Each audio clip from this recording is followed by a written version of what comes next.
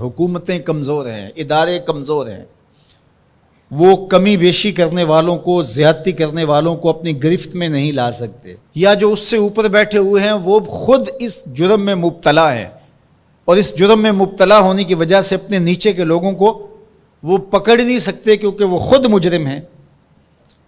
تو اگر نظام میں سکم کی وجہ سے کوئی شخص فائدہ حاصل کرتا ہے، اللہ ارشاد فرماتا ہے الا یظن اولئک انہم مبعوثون، وہ یہاں تو لوگوں کو دجل دے بیٹھے، لوگوں کو فریب دے دیا، دھوکہ دے دیا، کسی کی آنکھوں میں مٹی جھونک دی اور کام صحیح نہیں کیا لیکن اچھا بن کے کسی کے سامنے پیش ہو گئی، یہاں تو کر سکتے ہیں، لیکن اللہ تعالیٰ نے ارشاد فرمایا کیا وہ بھول گئے ہیں ایک ایسا دن بھی ہے جس دن وہ اٹھائے جائیں گے، لیوم عظیم، وہ بہت بڑا دن ہوگا، 50,000 سال کے برابر ایک دن ہوگا، خوف وحشت ابدان پہ طاری ہوگی، اور اتنا گرم کہ آج سورج کا رخ الٹا ہے،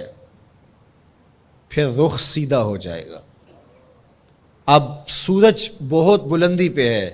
پھر 1.25 میل کے فاصلے پہ آ جائے گا، اب زمین میں قوت جاذبہ ہے، گرمی کو جذب کرتی ہے، پھر زمین تانبے کی ہو جائے گی۔ اللہ اکبر، وہ کتنا سخت دن ہوگا جس کو قرآن نے کہا یوم عظیم، اللہ کی عظمت و جلالت کے اظہار کا دن ہوگا، لیکن میرے حضور نے فرمایا کہ 7 اشخاص ایسے ہوں گے جنہیں اللہ اس دن اپنے عرش کا ٹھنڈا سایہ عطا فرمایا۔ ان میں سے نمبر 1 امام عادل، عادل حکمران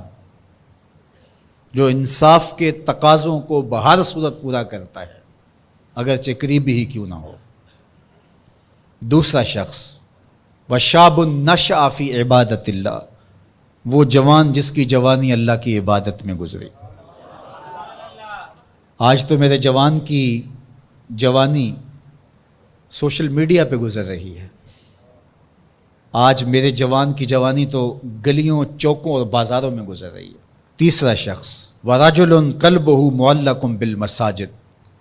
وہ آدمی جس کا دل مسجدوں سے جڑا رہتا ہے،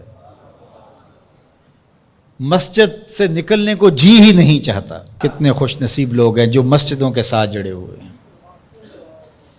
ایک روایت میں فرمایا جس شخص کو مسجد کی دیکھ بھال کرتے دیکھو، مسجد کی صفائی کر رہا ہے، وہاں پڑی ہوئی کوئی نامناسب چیز اٹھا رہا ہے، مسجد میں روشنی کا انتظام کر رہا ہے، مسجد میں خوشبو کا انتظام کر رہا ہے، مسجد کے کاموں میں لگا ہوا، اگر کسی شخص کو دیکھو اس کے ایمان کی گواہی دے دو، یہ بندہ مومن ہے، یہ مسلمان بندہ ہے۔ تو فرمایا چوتھا شخص وَرَجُلٌ دَعَتْهُ امْرَأَةٌ ذَاتُ مَنْصِبٍ وَجَمَالٍ فَقَالَ إِنِّي أَخَافُ اللَّهَ، وہ جوان جس کو کسی خاتون نے دعوت گناہ دی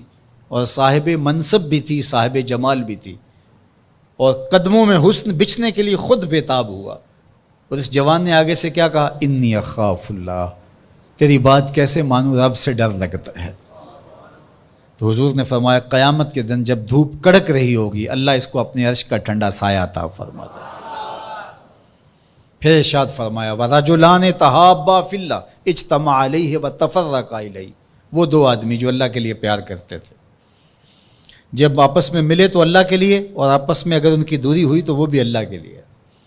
رضائے الہی ان کا مقصود تھا، ان کی دوستی کا سبب اللہ کی رضا تھا۔ چھٹا شخص ارشاد فرمایا وَرَجُلٌ تَصَدَّقَ بِصَدَقَةٍ فَأَخْفَاهَا حَتَّى لَا تَعْلَمَ شِمَالُهُ مَا تُنْفِقُ يَمِينُهُ، وہ شخص جس نے صدقہ کیا اور اتنے مخفی انداز میں کیا کہ جو دائیں ہاتھ نے صدقہ کیا بائیں کو خبر بھی نہیں ہوئی۔ اللہ اکبر، ہم نے اپنے بزرگوں کا یہ مزاج دیکھا ہے کہ وہ دیتے ہوئے جس کو دے رہے ہیں اس سے بھی آنکھیں نہیں ملا رہے ہوتے کہ اس کو کوئی شرمندگی نہ ہو۔ اور 7واں شخص وَرَجُلٌ ذَكَرَ اللَّهَ خَالِيًا فَفَاضَتْ عَيْنَاهُ، وہ شخص جس نے تنہائی میں بیٹھ کے اللہ کا ذکر کیا، کوئی دیکھنے والا نہیں تھا، اکیلا بیٹھا تھا اور اللہ کا ذکر کر رہا، محبت الہی کی وجہ سے اس کی آنکھوں میں آنسو امڑ آئے۔ تو میرے اور آپ کے آقا و مولا فرماتے ہیں قیامت کے دن جب کوئی سایہ نہیں ہوگا اللہ اسے اپنے عرش کا ٹھنڈا سایہ عطا فرمائے۔ اللہ ہمیں رحمت للعالمین کا صدقہ جہنم کی سختیوں سے نجات عطا کرے اور ایسے اعمال بجا لانے کی توفیق